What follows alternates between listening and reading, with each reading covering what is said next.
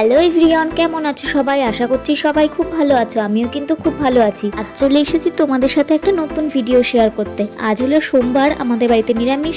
তো চলো কি কি রান্না করি সেটাই আজকে তোমাদের সাথে শেয়ার করব।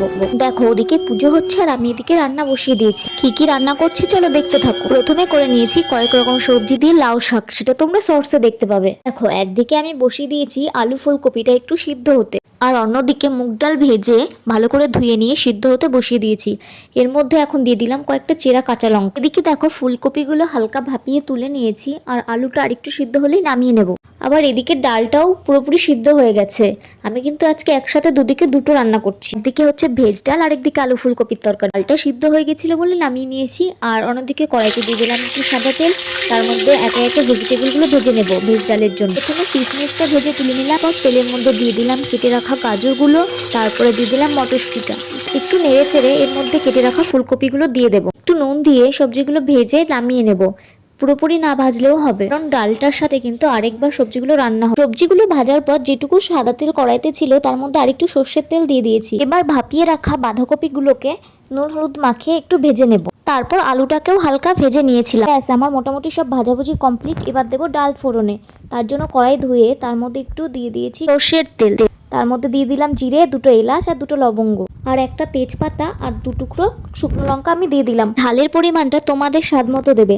আমাদের বাড়িতে যেহেতু ঝাল খুব কম খায়, এই জন্য আমরা সবসময় লঙ্কাটা কমই দিই। একটু নেড়েচেড়ে এখন এর মধ্যে দিয়ে দিলাম গ্রেট করা আদা। একটুখানি কষিয়ে নিয়ে এখন এর মধ্যে দিয়ে দেবো ভেজে রাখা সবজিগুলো। তারপর নেড়েচেড়ে দিয়ে দেবো সিদ্ধ করে রাখা ডালটা। আর হ্যাঁ, ডাল যখন সিদ্ধ হয়ে গেছিল তখন ওর মধ্যে জল দিয়ে ফুটিয়ে নিয়ে নুন আর হলুদ পরিমাণ মতো দিয়ে দিয়েছিলাম। এখন এর মধ্যে দিয়ে দিলাম একটুখানি চিনি, আর ওপর দিয়ে 2 চামচ ঘি ছড়িয়ে দিলাম, আর একটুখানি গরম মশলার গুঁড়ো ছড়িয়ে দিলাম। ব্যাস, আমার ডালটা কিন্তু কমপ্লিট। এখন কড়াই থেকে নামিয়ে অন্য একটা পাত্রে ঢাকা দিয়ে রেখে দেবো। আর ওদিকে তো আলু ফুলকপিটা অর্ধেক কমপ্লিট হয়ে রয়েছে, চলো আর অর্ধেক করে ফেলি। প্রথমে তেলের মধ্যে কয়েকটা জিরে আর তেজপাতা দিয়ে দিয়েছি।